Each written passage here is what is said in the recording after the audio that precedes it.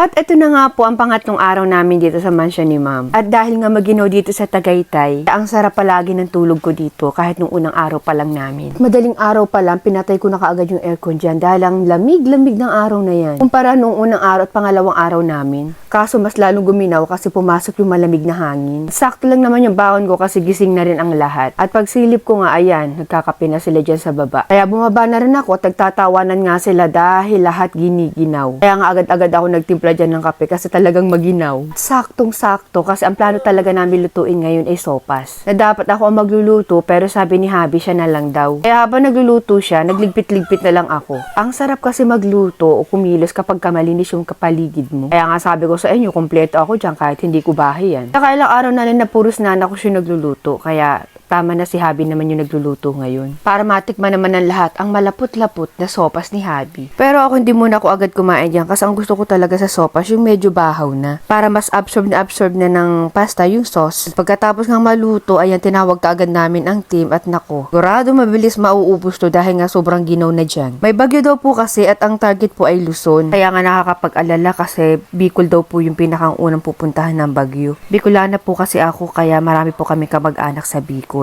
Pagkatapos nga nila mag-almusal dyan, ayan, bakbakan ulit, nilalagyan nila ng cover itong scaffolding na gagamitin nila para maiwasang magasgasan yung hagdanan at iba pang part ng bahay. Ngayon po kasi maglalagay ng bracket doon sa pinakamataas na part. At dito ako medyo kinakabahan sa part na to kasi alam kong challenge ang mangyayari. Kaya sinabihan ko sila na kailangan sigurado ang bawat galaw. Huwag magmadali, kalmahan nyo lang. Isa na nga nilang inaakit yung scaffolding at i-check nilang mabuti yung mga dugtungan at sabi ko, ang aakit na lang ay yung mga payat. Sa paglagay pa lang ng scaffolding, halos umabot siya ng kalahating araw o higit pa. Dahil may mga part na kailangang i-welding, finish na po kasi yung hagdanan kaya doble trabaho. At yung mismong bahay. Ang iiwasan po kasi namin yung magasgas yung pader, magasgas yung hagdanan, kahoy pa naman yan. At syempre, pati ako mag-a-adjust kasi ang hirap pong umakyat dahil may mga harang na. Dahil maginaw at makulimlim yung araw na yan, umuulan-ulan din, kaya nag-decide ako na magluto kami ng bulalo. Kaya 9:30 ng umaga ay agad kami pumunta sa palengke para mamili ng sariwang karni ng baka. At mamula-mula pa talaga ang mga baka dito. Nga pag nagdi-deliver kami at napadaan kami dito, bumibili na rin talaga kami. Mga bagong katay po kasi yan. Sinanakos nga po ang magluluto niyan, kaya siya na rin yung pinapili ko kung anong part yung bibilhin. At syempre, para mas malasa, humingi na rin ako ng taba. Libre lang naman yan. At nakakainis nga kasi sa may bandang unahan, may nakita akong paa ng baka. Bigla akong naawa. Buti na nga lang to si Kuya Judy, hindi na sa akin itinuro kung nasaan pa yung mga bakang kakatayin daw. At dahil paborito nga rin na Habi ang papaitan, may nakita ako papaitan dito. Kaya hindi na ako nagdalawang isip, bumili na rin ako. At sasalubungin ka talaga ng mga nagtitinda dito. Tatanong nila kung ano yung hanap mo. At sinagot ko naman sila. Sabi ko, yung ex ko po ang hinahanap ko. Baka po andyan. Uy! Pero alam niyo, to be honest, dahil nga animal lovers ako, hindi ko masyadong bet yung namimili ng karne sa palengke. At pagkatapos nga namin dito, ay dumiretso na kami sa mga gulay. Pag-uwi namin, ay nilinisan ko muna yung kitchen para kahit papano, ay mas maganahan naman si Nana Cooks magluto. Alam niyo bang alam ko sa bahay yung maganda lang, bagong gawa lang, kaysa talaga sa totoong malinis. May mga bahay pa nga na nai-isprehan lang ng pabango para bumukhang malinis, pero hindi niyo ako maluluko talaga dyan. Alam ko ang pinabanguhan lang yung bahay sa talagang malinis. Tuloy-tuloy nga ang paggagawa nila dyan ng scaffolding at yung lamesa na yan, ipapasok din po nila yan mamaya-maya. Kailangan muna nilang i-focus itong paglagay ng scaffolding kasi medyo may kahirapan din talaga. At sa pangatlong araw po namin dito ay marami-rami na rin po kami nagagawa. Hindi ko lang kinukunan pati sa second floor para pag-iisahin ko na lang po. Isi-separate ko na lang po yung pag-flex ko sa inyo sa mansion nila, madam. At pinahinto ko muna nga uli sila kasi magbubuko kami dito sa likod ng bahay nila, madam. Dapat hapon namin plano kaso lang umuulan nga paghapon. Dapat po talaga kay Kuya Hector kasi inaasikaso niya po talaga kami. Bago pa man lang kami pumunta dito, sinabihan din kami ni ma'am na upo nga daw kami dito. Siyempre ako, hindi naman ako papakipot. Alangan naman tanggihan ko pa. Sariwa na, libre pa. Kaya nga pinapili ko dyan yung malasipon lang na buko. Yun po kasi yung gusto ko. Kaya nga sinasabi ko sa inyo, kahit siguro 20 buko, kaya kong ubusin, basta malasipon. Ang saya lang talaga na nagtatrabaho kami, na parang nagbabakasyon na rin kami. Napakarami ko ng kliyenteng katulad nila, na sila pa ang naging way para makarating kami sa mga lugar na hindi naman talaga namin napupuntahan. Maranasan din yung mga bagay na hindi namin nagagawa. Tulad na lang po noong pumunta kami ng Surigao. For the first time, doon ko po naranasan sumakay ng speedboat. Ang dami pong lugar doon na dinadayo talaga ng mga artista, mga mayayaman na tao. Pero dahil sa mga kliyente ko ay na-experience po namin sa Zamboanga at kahit hindi naman po tawid dagat, marami rin po kami nakakain na hindi namin kayang kainin dahil hindi namin afford. Tulad na lang ng mga seafoods na mamahalin, mga crabs, lobster, sugpo. Isa rin po talaga ito sa pinakamagandang regalo sa akin ni Lord. Yung ganitong career. Kaya pala nung panahon na hindi pa nangyayari to, marami po akong pansubok sa buhay na iniisip ko na bakit ganun.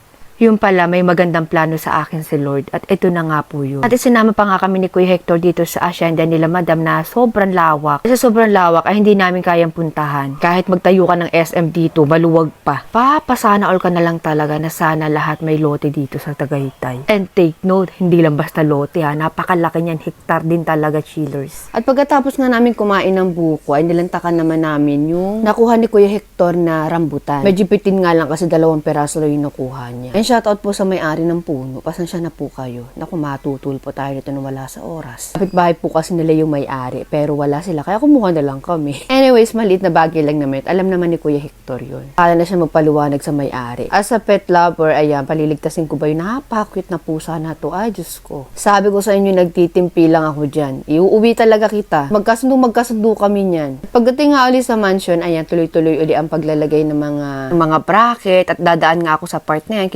Kinakabahan ako kasi baka mamaya mahulugan ako ng barena. Pero pinababa ko na rin siya dyan at kakain na rin kami ng pananghalian. Medyo late na nga lang din yung kain namin yan dahil nabusog nga kami dun sa buko. Ikaw ba naman na lumantak ng buko kasama sa baw? At inaasahan nga namin na kinabukasan na po ang uwi namin. Kaya kailangan namin matapos yung mga gagawin ngayon. O kung hindi man kayanin ay bukas ng umaga. Dahil pagkatapos po namin dito kila, isusunod naman po namin yung sa Santo Tomas, Batangas. 3 to 4 days din po kami doon. At ito na nga po yung bulalo ni Nana ko sa napakasarap. Hindi ko pa nga siya natitikman pero alam ko masarap yan. Gusto ko pa naman sa bulalo or kahit anong klase ng karne, yung talagang malambot na yung tumitikal-tikal na sa buto yung laman. Ganun. Tapos sasabayan pa na malamig na panahon. Ay! Pero hindi naman ako masyado kumain ng karne dyan. Puro gulay lang yung kinain ko. Pagkatapos nga, ituloy-tuloy ulit ang trabaho. Kahit hindi pa kami tapos, binabawasan na namin yung mga kalat namin, yung mga dumi. Konti na lang lilinisin namin kapag tapos na. Kaya iniiwasan rin kasi namin na madumihan ng mga kortina kasi once na ikabit yan, ako mahirap ulit baklasin yan. At dahil nakapaglagay na rin kami ng kortina dito sa dining area, ayan, pinaakyat na rin namin yung dining table. Bale, acacia wood po yan na live edge and 6 seaters. Nakakaloka nga itong dalaw na to kasi pinili talaga nilang buhatin na silang dalawa lang. Busy nga po ang lahat. Pero anyway, ayan naman si Habi to the rescue. Ang lang talaga sa mga table namin kapag bubuhat ka, siguraduhin mo nakautot ka na. Dahil mapapautot ka talaga sa kabigatan. Na nga lang, 6-seaters lang yan. Ano pa yung mga 12-seaters namin. Na-check na nga nila yan dyan kung pantay. At pagkatapos nga niyan, ay ito naman yung sinunod nila. Ayan, tinest muna namin yung isang kortina kung pwede lang talaga na walang putol. Alam, plano po talaga sana namin yan, ipuputuli namin. Kaya lang, pangit po ang magiging outcome. Magmumukha po siyang tindahan ng kortina. Bali, nakadikit po kasi yung hagdanan dyan sa pader. Kaya ginagawa lang talaga namin ng paraan. Abangan nyo na lang po, chile, sa mga susunod pang video yung mga ganap-ganap. Sana po ay nag-enjoy kayo sa video na to at sa mga gusto po umorder, nasa screen lang po ninyong aming contact number. Diyan lang po kayo mag-PPM. Mga price po, depende po sa items, depende po sa materials na gagamitin. At sa mga kortina naman po ay depende po kung ilang panels. At syempre, depende rin po sa order kung kuripot ka o barat ka. Again, thank you for watching and subscribe ka na! See you in my next vlog!